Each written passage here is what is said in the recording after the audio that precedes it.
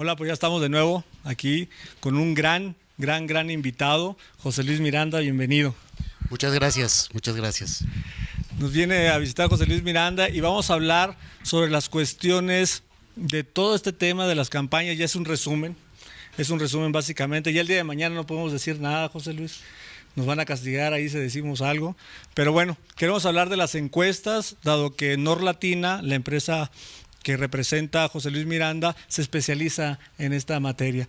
Y el tema de las encuestas resulta ser un poco confuso actualmente, José Luis. No sé cuál es tu opinión como experto, pero ya no sabemos quién es el primer lugar, quién es el segundo lugar, por qué se pelean en el segundo lugar, qué situación está presentándose actualmente y qué nos depara, qué podemos esperar para el día de la votación. Sabemos que hay un grupo importante de ciudadanos esperando saber quién es el segundo lugar para poder definir su voto. Y realmente la parte más preocupante es la credibilidad de las empresas encuestadoras. Bienvenido, José Luis. Muchas gracias, Joaquín. Pues muchas gracias a este programa que me da una acogida muy buena.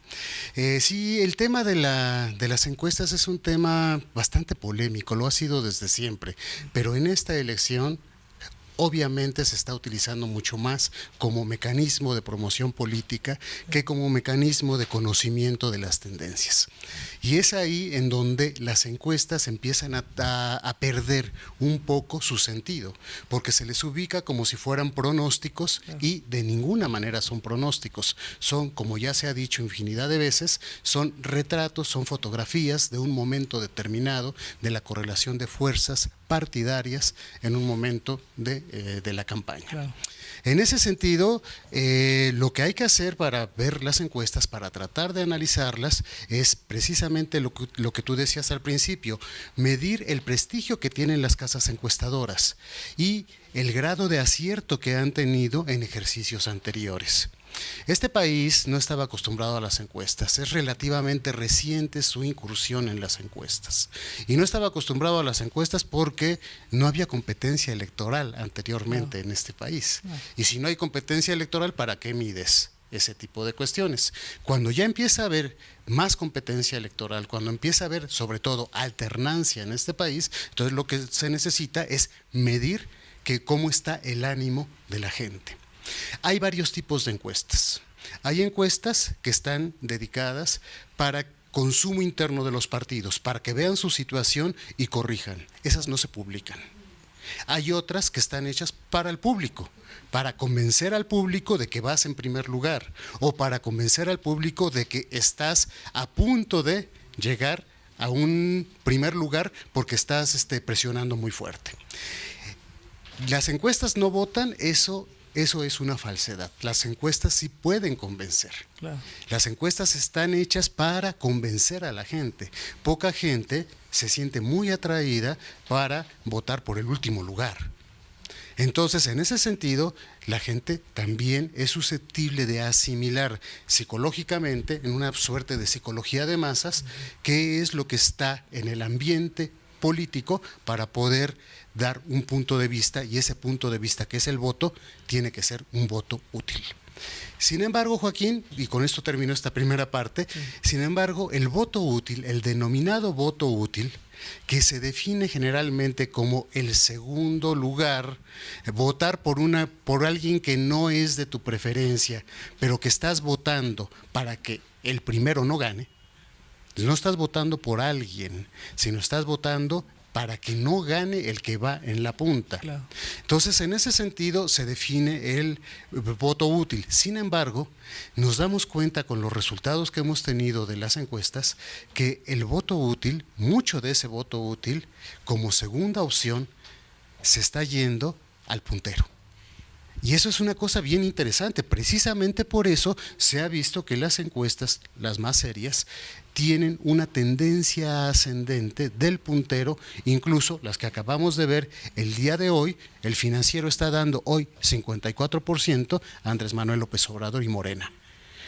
4 puntos más de lo que dio hace un par de semanas. ¿Eso qué quiere decir? Bueno, se están definiendo los votos, pero no necesariamente se están definiendo a partir de la definición clásica de voto útil.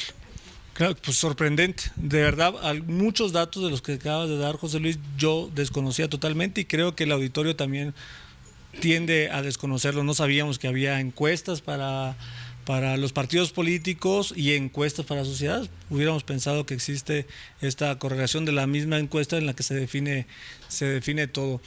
A mí me preocupa mucho, y creo que a mucha gente le preocupa, la situación que pasó en Estados Unidos. Cuando gana Donald Trump, mucha gente no se lo esperaba.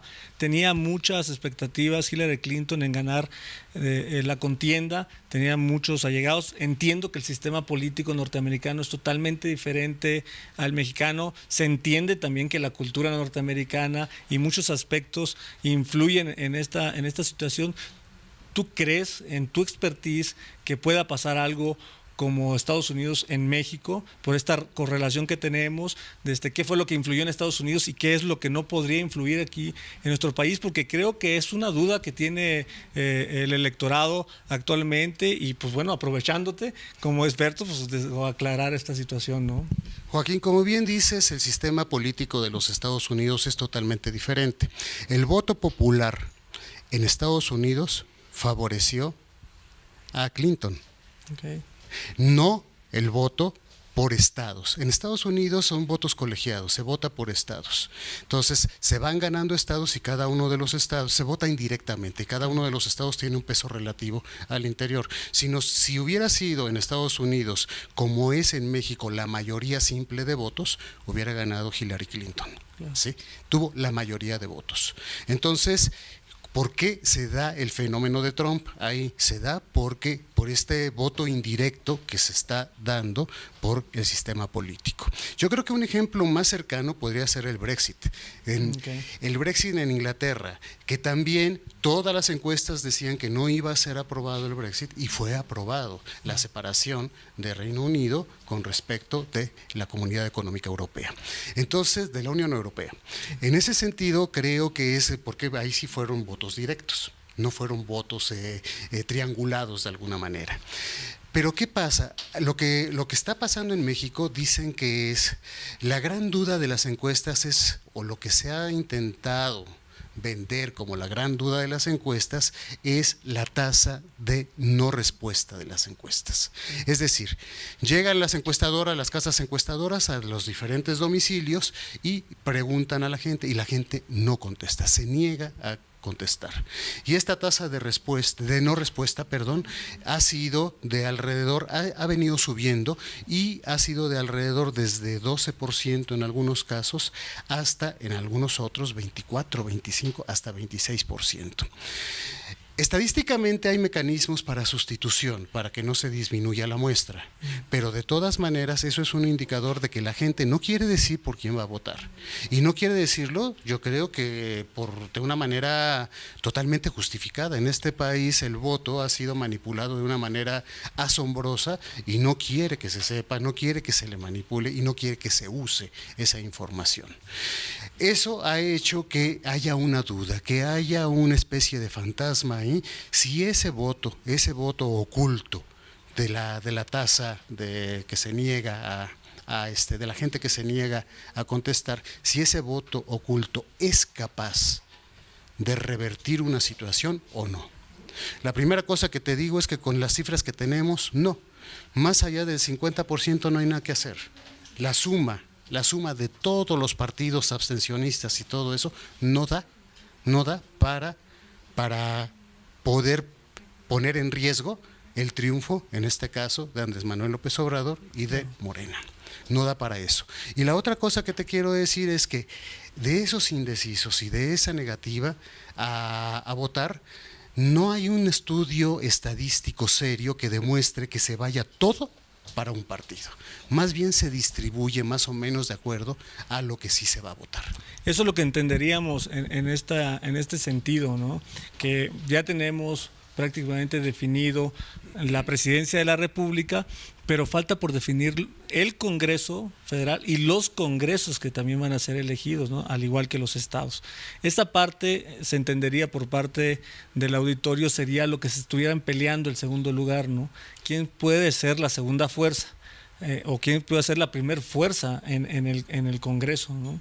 Eso es lo que uno puede entender, digo, sin tener el expertise que tú tienes. Y mucho se ha manejado que esta campaña electoral es más bien del temor, ¿no? Que hay mucha gente que tiene miedo y hay mucha gente que tiene coraje, que está enojada con el sistema, y los que están a favor del sistema son los que tienen el temor. Muchos encuestadores prestigiados han mencionado que este es el fundamento preciso.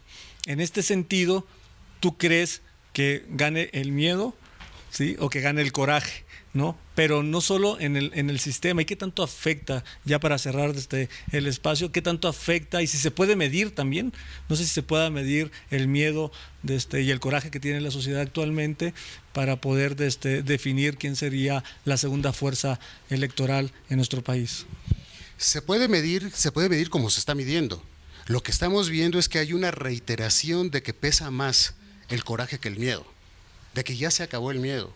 Encuesta tras encuesta, cuando desde abril hasta estas fechas, encuesta tras encuesta estamos teniendo que no ha habido modificación de las posiciones, y donde sí puede haber cierta competencia es en el segundo y tercer lugar. Sí se está midiendo, y se está midiendo cotidianamente que el coraje se está haciendo superior al miedo, y eso no es malo. Y eso no es malo, digo, en todos, hasta en Suecia misma, qué mal la oportunidad de citar en este momento a Suecia, pero el partido, los países nórdicos, los países nórdicos que tienen una tradición, digamos, democrática impecable, bueno, las emociones cuentan en las votaciones, claro. Y a eso se apela, a las emociones en las campañas electorales que hoy terminan, ¿no?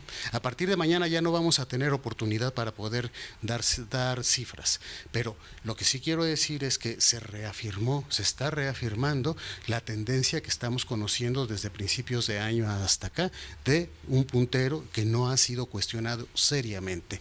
Esto no es un pronóstico. Lo que yo digo es que si todo sigue igual, ceteris paribus, como decían por ahí, si todo sigue igual, esto va a terminar de esa forma. Andrés Manuel va a ganar la presidencia. Si no la gana, va a ser porque va a pasar algo que ni tú ni yo en este momento nos imaginamos, que es algo extraordinario, claro. Algún escándalo sumamente mayor que cambie esto, pero lo veo poco probable. Por el bien de la democracia mexicana, esperemos que siga nuestro país en calma. Te agradezco mucho tus valiosos comentarios, José Luis, y pues bueno, vamos a un corte comercial y regresamos. Te agradezco a ti. Y el guapo no viene.